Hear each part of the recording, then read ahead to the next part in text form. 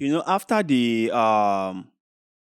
truce between Israel and Hamas that lasted for a week, about 100 hostages were freed by Hamas, and the Israeli authorities also released some Palestinian detainees. And the hostages that were freed had a meeting with the Prime Minister of Israel, Benjamin Netanyahu. So I want us to listen to this leak audio tape of one of the hostages um, berating the Prime Minister, airing her frustration and discontent on how the Prime Minister was going about with this conflict. And before we even get to that, I just want to make one point clear. I understand that all this is very complicated, but if your intention is to eradicate Hamas, just say so. If your intention is to colonize Gaza, just say so. If your main priority is not the hostages, it's not getting the hostages released, just say so. The thing that has been, this is what I think about, or what the Israeli authorities have been doing, is that they have been giving out a lot of mixed signals, and people cannot really understand where their whole priority lies or what they consider as priority number one. Because at one point in time, they will say, we want to get the hostages free. At another point in time, they will say, we want to eradicate Hamas. And at another point, they will say, we want to make sure that Gazians are afraid of Hamas. So, which of it is your main priority? Just let us know so that we can keep up with it. But let's listen to the leak audio and then hear what this release hostage was saying. You're putting politics over returning the hostages. And you think the men are strong? My husband was hitting himself every day, punching his own face until he would bleed because it was unbearable for him. And now he's alone. And God knows in what conditions. And all you're thinking about is collapsing Hamas. Fucking give them back whoever they want and bring everybody back. The women, the men. I was diapering elderly women. I watched R.A. Zalmanovich die next to me, and this is what you have to say? That's what you want to collapse Hamas's rule? That you want to collapse Hamas's rule? That you want to show them who has bigger balls? No one's life is more important than another. It's illogical that Hamas comes before us.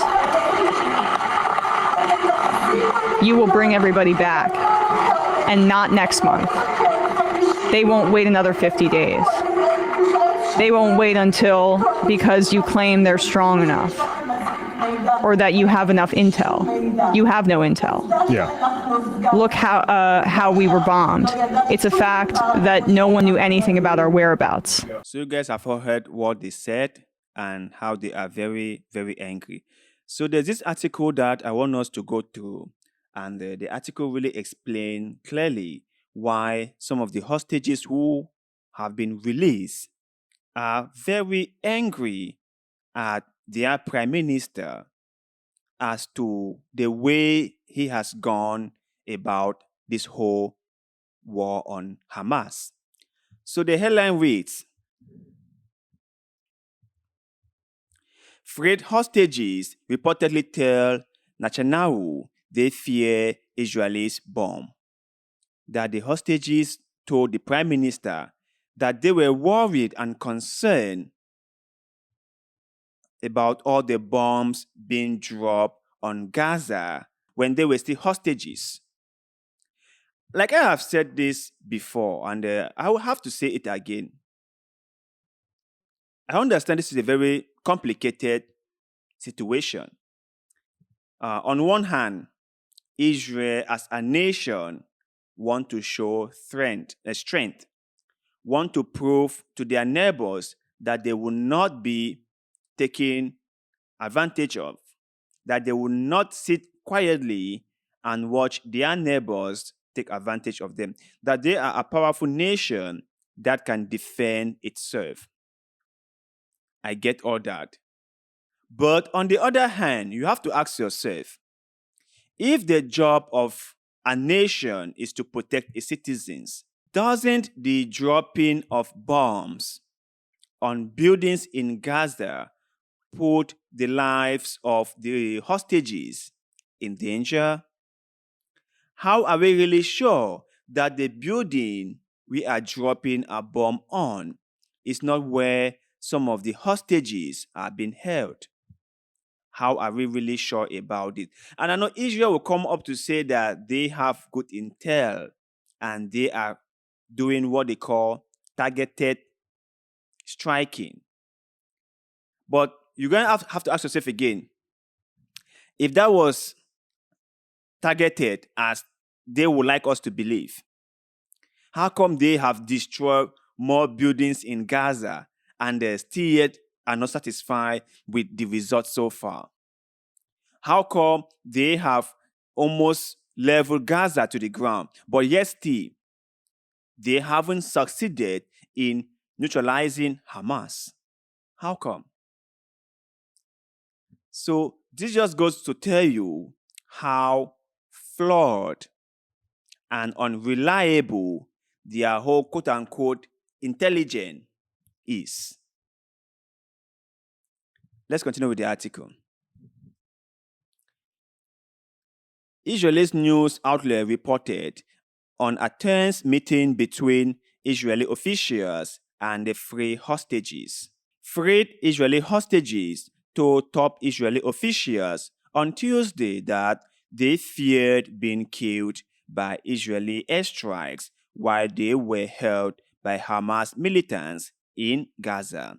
They also recounted brutality in Hamas captivity, including being beaten, humiliated, malnourished, and kept under poor medical conditions. That is really horrible.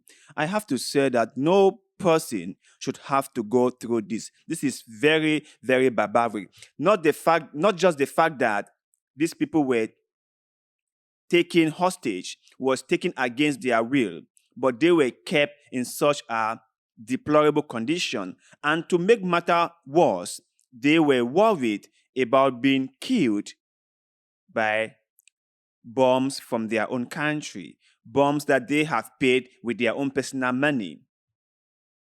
This must have been very, very difficult. And that is what I have always said from day one, that all those people who committed these horrific atrocities in Israel on the 7th of October must pay the price.